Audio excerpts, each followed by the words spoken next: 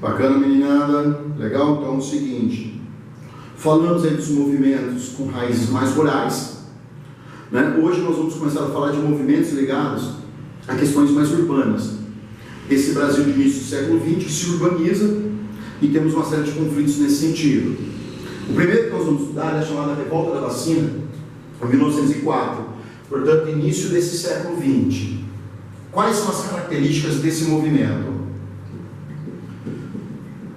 Quais são as características deste movimento? Nós estamos no governo de Rodrigues Alves. O presidente é Rodrigues Alves. 1902, 1906. A vacina é 1904. Dois assuntos estão muito ligados à questão da revolta da vacina. A questão de uma política de reurbanização.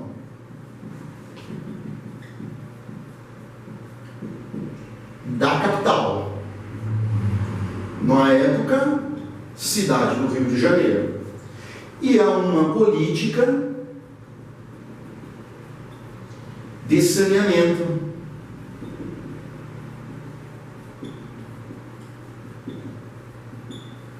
Não na área da economia, mas na área da saúde. Porque há uma política de saneamento que vem se estendendo desde a época do governo Campos Salles e se estendeu pelo governo Rodrigues Alves, chamado Fundo Lula. Então nós vamos destacar aqui o presidente Rodrigues Alves, 1902-1906, que desenvolve ao longo do seu governo uma política de reurbanização através de um personagem histórico importante, que era o prefeito da cidade do Rio de Janeiro, chamado Pereira Passos.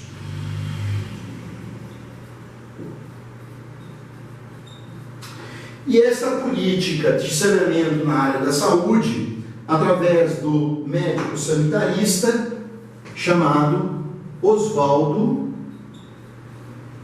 Cruz. Então esses três personagens são fundamentais para entendermos a vacina. O presidente Rodrigues Alves, escalando o prefeito que ele indicou para o Rio de Janeiro na época, chamado Pereira Passos, e o médico sanitarista que vai levar a cabo uma política de saneamento da cidade do Rio de Janeiro, que é o médico Oswaldo Cruz. Dominando esses três personagens, somados a outros, dá para entender legal o que foi a revolta da vacina. Legal? Então é o seguinte, durante o governo Rodrigues Alves, 1902 e 1906, o Rodrigues Alves tem como uma de suas principais políticas de governo a reestruturação da capital, Rio de Janeiro. Ele disse, no momento que sai de São Paulo e vai para o Rio, que uma das principais motivações do seu governo seria essa questão. Não é apenas, mas é uma das mais importantes. A cidade do Rio de Janeiro é uma cidade insalubre no início do século XX, enfrentando uma série de problemas. É uma cidade importante não só do ponto de vista político, mas também econômico, por causa da questão portuária. O Rio de Janeiro tem um dos portos mais importantes, juntos com Santos e outros portos, mas são os mais importantes daquele momento. Então, reestruturar o Rio de Janeiro tinha uma importância muito grande para o presidente Rodrigues Alves. E aí nós vamos estudar o Pereira Passos, em um primeiro momento, para entendermos o Pereira Passos, para entendermos essa política de reurbanização do Rio de Janeiro. Essa política de reurbanização do Rio de Janeiro. O Pereira Passos, ele durante muito tempo, quando jovem, estudou na França, em Paris, e acompanhou em Paris, nas décadas de 50 e 60, a reurbanização da cidade de Paris através do Barão Haussmann. O governo era Napoleão III. Nós vamos entrar naquele contexto que chamaremos de Belle Époque, muito importante no Brasil nesse início do século XX, em que o modelo de urbanização segue o modelo europeu. E a França, Paris, é um modelo a ser seguido. Pereira Passos viveu em Paris durante as reformas de Haussmann, então ele vai seguir o modelo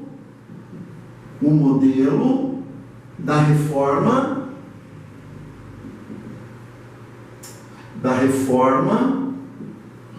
de Haussmann.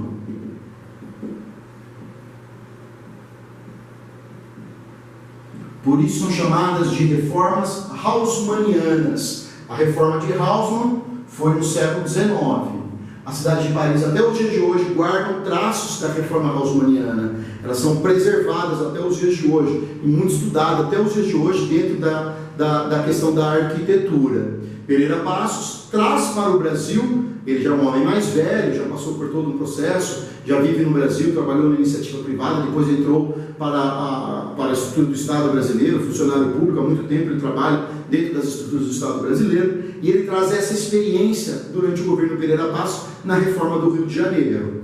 Quais reformas seriam? Você vai destacar principalmente a área central do Rio de Janeiro, principalmente a área central, o centro do Rio de Janeiro, uma área bastante desgastada, desvalorizada, né? Nós estudamos muito isso na literatura, no livro O Cortiço, de Aloysio de Azevedo. Cuidado, Aloysio de Azevedo, O Cortiço, é finalzinho do século XIX, a revolta da vacina é comecinho do século XX, mas O Cortiço do Aloysio de Azevedo nos traz a ideia de um centro do Rio de Janeiro já bastante sucateado, mansões, casarões abandonados que viram cortiço, o mais famoso do Rio de Janeiro, chamado Cabeça de Porco, né, onde centenas de milhares de famílias vivem em uma única casa, em vários casarões que viraram vários cortiços. Então você tem a degradação urbana do centro do Rio de Janeiro. Qual a ideia de Pereira Passos? Destruir esses cortiços, principalmente os casarões que estarão no caminho da construção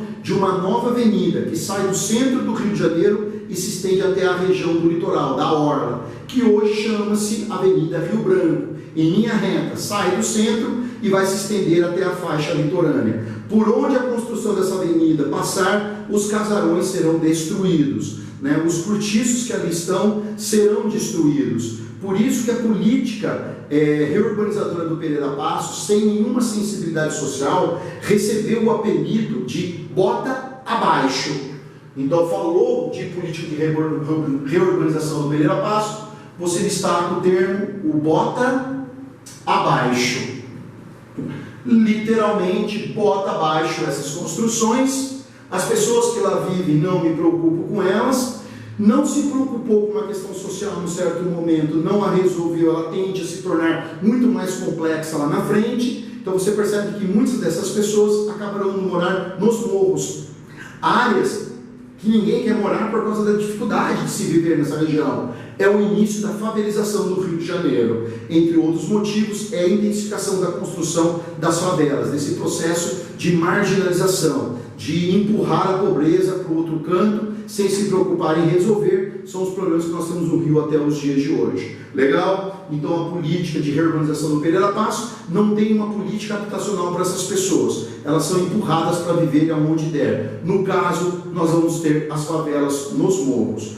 O preço do aluguel após a reforma do centro se tornou tão alto que famílias de classe média baixa, famílias pobres, não podendo pagar os seus salários, também terão que morar em outras regiões. Podem ser, inclusive, nos morros, ou, por que não, nas áreas periféricas que começam a surgir no Rio de Janeiro. Aquilo que os cariocas hoje chamam de as periferias, ou é mais comum entre os cariocas, o mundo suburbano. Vai morar no subúrbio, né, que são aquelas regiões mais afastadas do centro e da região da faixa costeira, da faixa litorânea. Sabemos que tão desvalorizada no Rio de Janeiro até os dias de hoje. Legal? Então essa é a política de reurbanização do Pereira Passos, chamado Bota Abaixo, na região central, mas também há uma reformulação da área litorânea, da faixa costeira, há uma valorização dessa faixa costeira e há uma reformulação na região do porto. Então essas são as três áreas que o Pereira Passos dá mais atenção, principalmente a região central, abrindo a Avenida Rio Branco, que sai do centro e vai até a faixa litorânea, que é essa área central, a faixa costeira, que começa aos poucos um processo de valorização, né, avenidas beira-mar, e a região portuária, porque o Porto do Rio de Janeiro, assoreado, não recebia mais grandes embarcações e precisava passar por esse processo de modernização. Além de Pereira Passos, nessa sua política de reurbanização, temos que destacar um médico sanitarista chamado Oswaldo Cruz. O médico sanitarista Oswaldo Cruz, com especialização na França, um médico sanitarista que em Santos, anos atrás, já havia combatido a peste bubônica, é convocado pelo governo federal para que no Rio de Janeiro implante também uma campanha de combate a 3 enfermidades mais sérias, não que sejam as únicas. Então nós vamos destacar aqui uma campanha de saneamento. Uma campanha de saneamento. Essa campanha de saneamento, seguido por uma campanha de vacinação obrigatória.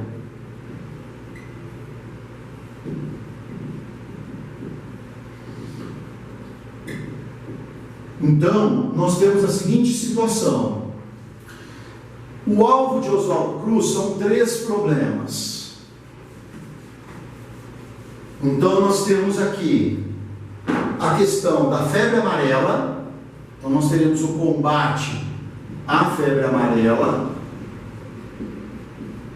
Nós teremos aqui o combate à peste bubônica, tão comum ao longo da história da humanidade, e a questão da varíola.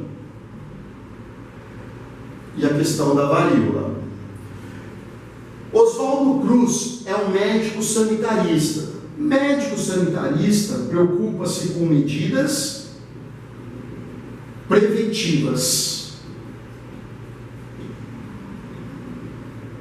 Você precisa criar medidas preventivas de combate aos vetores para que não haja uma maior propagação dessas doenças. Não basta combater, não basta corrigir onde ocorreu, tem que evitar que o problema ocorra. Então, exemplo, a febre amarela tem como principal vetor, então, uma política de combate aos vetores. Quem é o vetor da febre amarela? É um mosquito. É um mosquito. O mesmo mosquito que hoje nos incomoda tanto com doenças como Zika e chikungunya, né? E a própria dengue, que é o Aedes aegypti. Então, o que nós temos aqui? Nós temos o combate ao mosquito como forma de combater a febre amarela. Qual é o vetor da peste bubônica? Aqui nós vamos trabalhar a questão do rato. Mas nós sabemos que é um rato contaminado, a pulga que pica o rato transfere a doença para o ser humano. Correto? Então, combater o rato é combater aquele que transporta o vetor da doença para o ser humano. E no caso da varíola, aqui a vacinação obrigatória. Aqui a vacina obrigatória.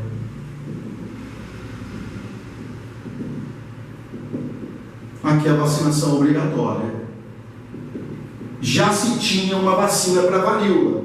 Vacinar as pessoas contra a varíola é torná-las imunizadas perante essa doença. Portanto, é uma medida preventiva. Qual é o problema da campanha de saneamento do Oswaldo Cruz e dessa vacinação obrigatória? É a forma como ela foi aplicada, desrespeitando muitas vezes a individualidade das pessoas e sempre fazendo uma relação que as áreas de maior problema de transmissão dessas doenças são as áreas pobres, onde utilizou-se muitas vezes a força do Estado, a violência do Estado através de policiais, para implementar essas medidas preventivas, sem um processo anterior de conscientização da população, para que a própria população colabore no combate a essa doença. Então você também tem uma certa insensibilidade social por parte do Oswaldo Cruz na implementação de suas políticas, né, usando principalmente a força policial, na época chamada força pública, para a implantação de medidas, tanto de combate ao foco dos mosquitos, através dos batalhões mata-mosquitos, né, que invadiam as casas, os terrenos das pessoas, nas áreas pobres, como os batalhões mata-rato, de combate à população de rato, que muitas vezes é identificada também a essas áreas mais pobres. Mas a pior das situações foi a questão da vacina, por se tornar obrigatória. Caso você resista a essa vacina, ela era aplicada nas pessoas através do uso da força. Rui Barbosa, o mais importante jurista de sua época, escreveu vários artigos nos jornais do Rio de Janeiro, colocando-se contra a vacinação obrigatória.